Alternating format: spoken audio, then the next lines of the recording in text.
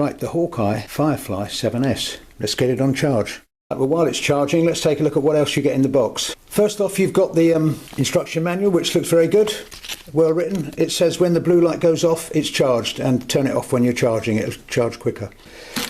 You've got a couple of stick-on mounts, one with a curve, which would be good for helmets. You've got some standoffs, as usual, short ones, long ones, and with a 90-degree twist. You've got a backpack clip and a skeleton case, which I find the most useful thing when I'm paragliding, because I clip that onto the chin guard of my paragliding helmet. But you can put it on a strap on a backpack when you're walking along, or on a strap probably on a kite surfing harness or whatever. You've got handlebar mount, a couple of spare sticky pads with a wire strop for securing the camera, a couple of stickers, USB charging cable, a couple of straps. These will go through the mounts, so if you don't want to stick them on, you can actually strap these on onto the top of a cycling helmet or whatever. You've got a lens cleaning cloth, some cable ties, and of course you've got the waterproof case, which looks nicely made. It's already got one bracket on it. One thing I did notice with the camera, it didn't come with a lens cap, whereas the 6S and the 5S do. Shame about that, but it's a minor issue. Right, back in a minute once it's charged.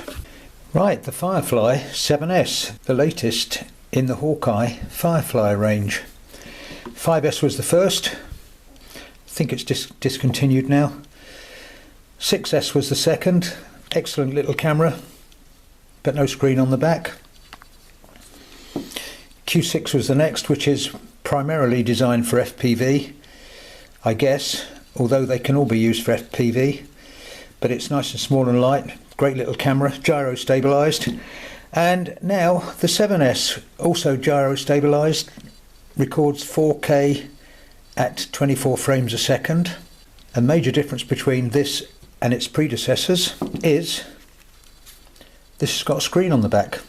Right, so let's take a look. On the front here we've got a 170-degree wide-angle lens. We've got the power button. We've got one little display screen which tells you what's going on with the camera. On the top we've got the shutter release, which of course you also use in conjunction with the mode, power button, and the two buttons on the side here to scroll through the menu settings. On the top there, microphone holes. On this end you've got micro USB, micro HD, and the micro card slot. Up to 32 gig. They recommend class 10, which is the case with most of these 4K cameras. I'm using a good brand, SanDisk. As I said, on this end you've got the scrolling buttons that let you go through the menu. On this end, battery compartment, that just slides out.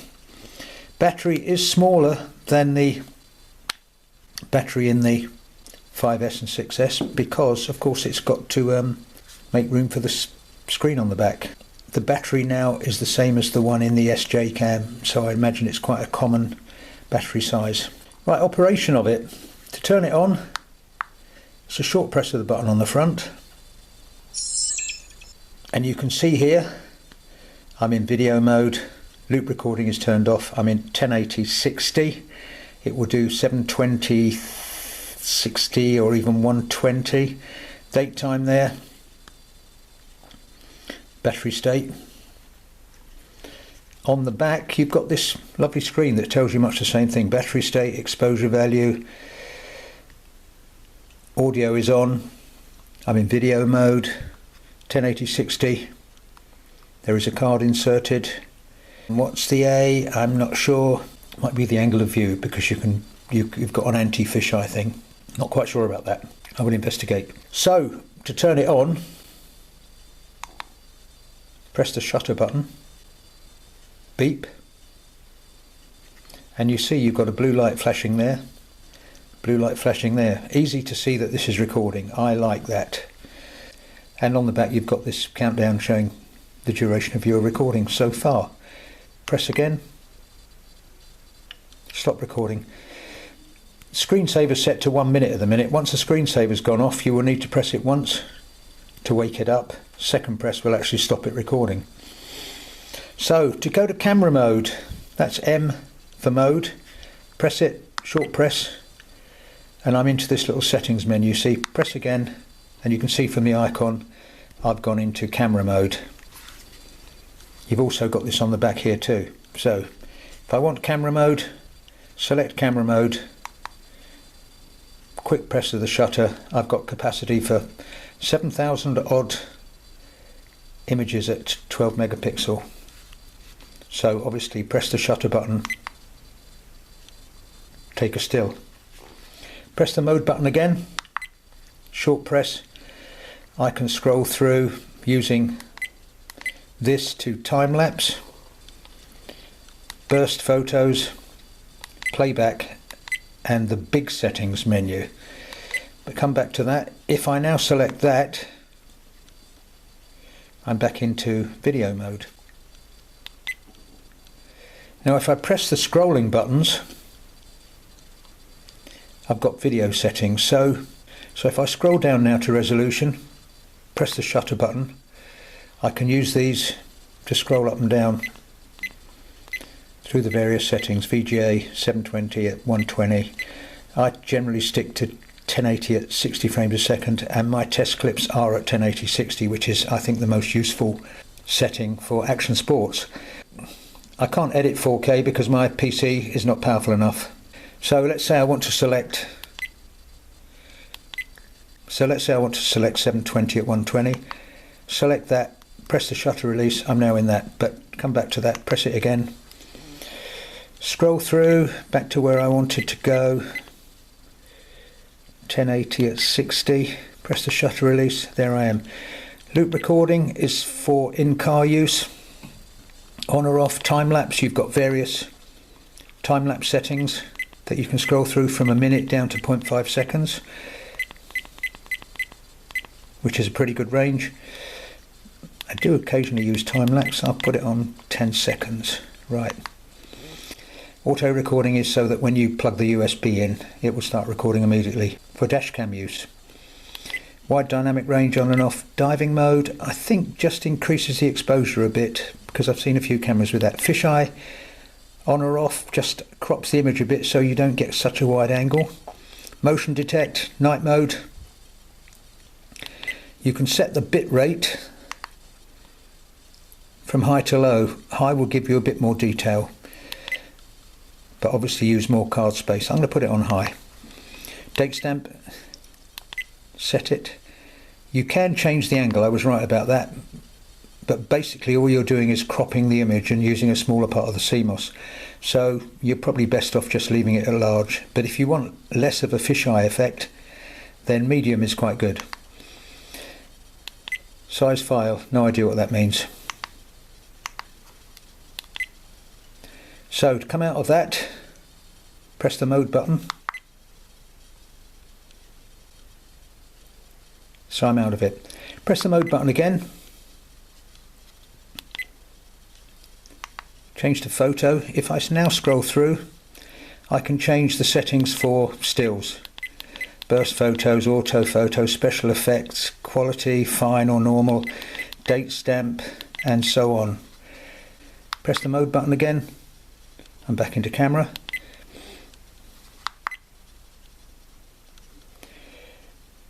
Press the mode button again. I can select time lapse, I can select burst photos, I can play back my files, and finally you've got the setup menu, which again is yet another menu. So if I select that by using the shutter button, I've got Wi-Fi on off, on-screen display on, which is frequency, which is the frequency of your mains at home, which is 50 Hertz in the UK. White balance, auto. You can change the film speed, color, sharpness, exposure value, gyro on or off, TV mode, PAL in the UK, TV out, auto power off, screensaver, date time, beep sound on, language English. Image rotation will turn it upside down if you're using it in a car, or probably for FPV flying. Format the card, software version. First thing I did when I looked at this was go on the website. There is a new firmware out and I've installed it. Quite simple. Put the microcard in your PC, format the card first, or make sure it's empty, copy the file to it, put it back in the camera, turn the camera on, and it will do a series of flashes, blue lights flashing. Once the flashes have stopped completely, the camera will fire up again, turn it off, take the card out and delete the bin file. So that's pretty straightforward. Nice menu system. You've got little icons on the front, but it's much easier to use this very good screen on the back. So press the mode button again, and I'm back to video mode. Just to say that again, you want to change to camera mode, just short press of the mode button on the front and you can scroll through these various things in case you missed it the first time round. Press mode again.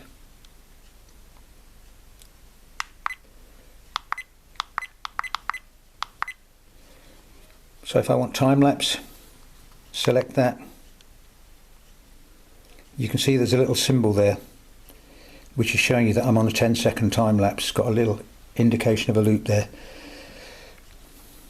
But I'll come out of that, press mode again. Back to movie, select. And I'm back into movie at 1080/60. Right, easy to use. I've taken a few test clips and they look very impressive to me. I've still got to do some battery life tests. We'll see how that fares compared to the 6S, because it is, although a similar size case, it's a smaller battery. So we'll see how that compares.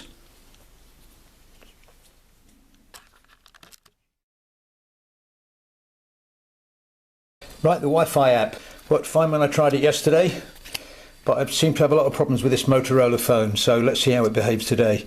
You'll notice in the instruction manual there's a QR code, iOS or Android. I scanned this, but when it linked me to Play Store, it appeared to be a Chinese version. So I searched in Play Store, Firefly, and came up with the English version, which I have now installed in my phone. So to use it, it's a question of turn on,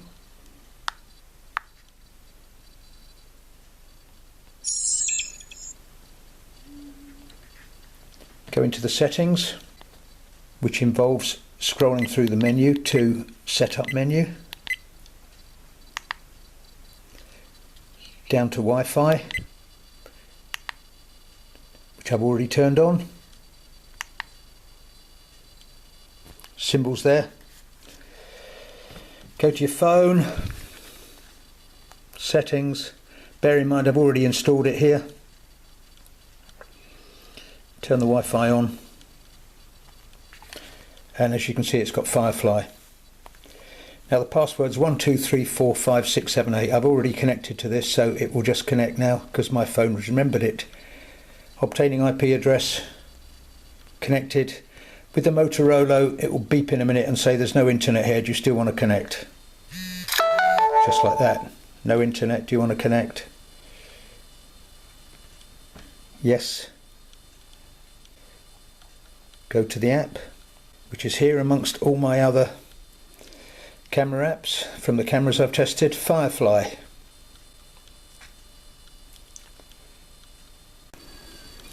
So as you can see, it's connected, looking at me, looking at the camera, and looking wherever I point it. So what can you do with it? You can start recording remotely, which means you could plonk it in a bird's nest or something and wait for some action to happen and start recording while you're monitoring the image on here. Stop recording, change to stills mode, take a still. You can change settings, video resolution and so on, and format and cycling record, photo size. You can download to your phone or tablet and view them on there. So quite a useful bit of kit. I'm sure you'll find 1,000,001 things to use it for.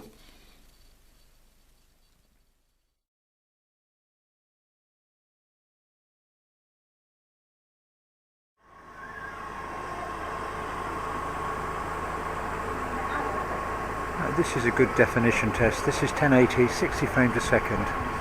Some keeps going in and out, which isn't ideal, but let's see what the details like on the brickwork.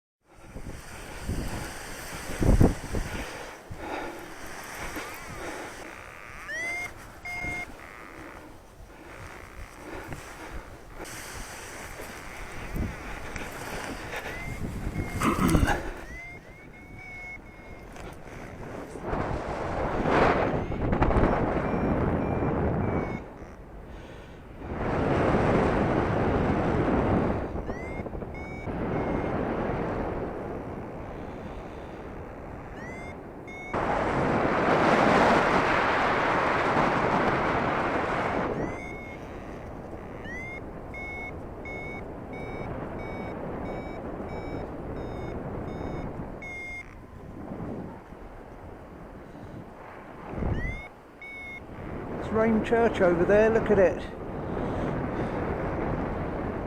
Rame Church and Plymouth Sound, you can see just there. And that is actually Rame Head.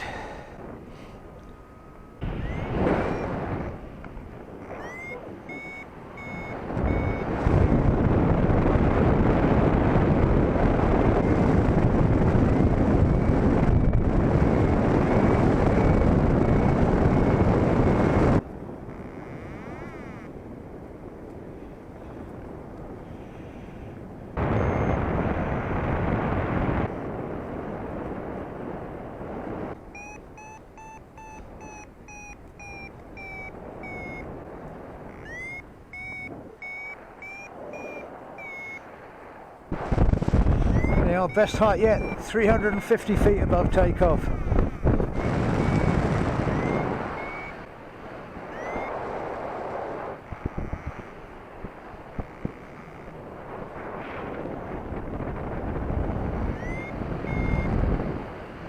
Not today.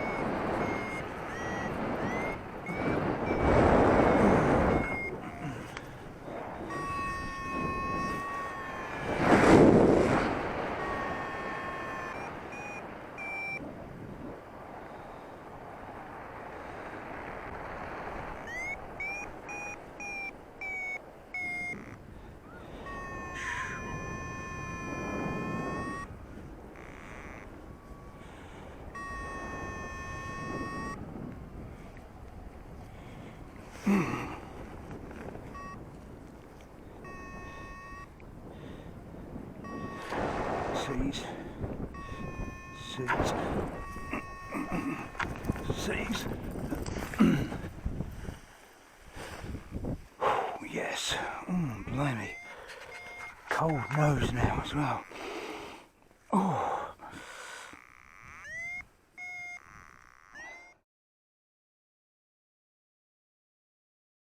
Right, and it's time for the dark pub test.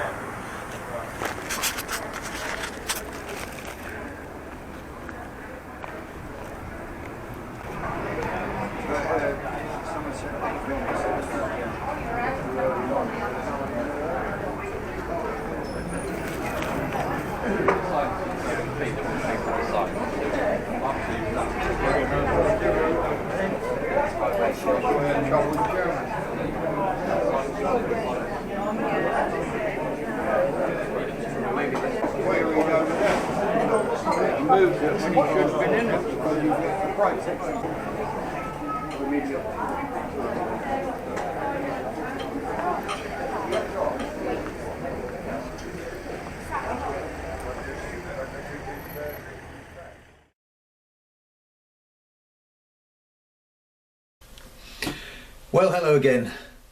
First off, sorry if I sound a bit hoarse. I'm just kind of recovering from a cold and sore throat, so I hope you can understand what I'm saying. But what I'm going to talk about is the Firefly 7S made by Hawkeye. All of the Hawkeye cameras, going back right to the 5, the 6S, the Q6, have all been extremely good, and I really think they've got a winner with this one. It's got a very easy to use operating system, very sharp lens, good colour, records 4K, it's gyro stabilised, and when I tested the gyro stabilisation it worked very well. I think a good rival here for the GoPros. A good range of accessories too, and battery life at 1 hour 10 minutes, 1 hour 15, not that bad really, probably much the same as most cameras in this bracket. Price is good as well. Couple of little issues I had.